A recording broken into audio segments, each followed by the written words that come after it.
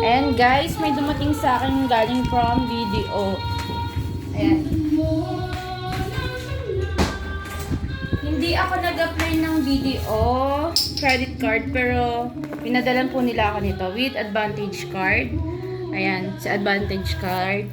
Tapos, ito po ang aking credit card. Ewan ko kung bakit nila ako pinadala nito. Ayan.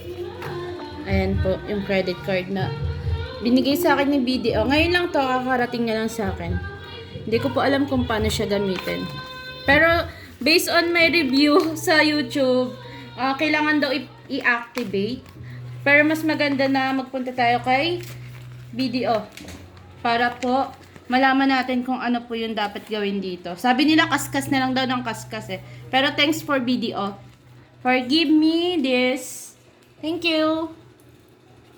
Na.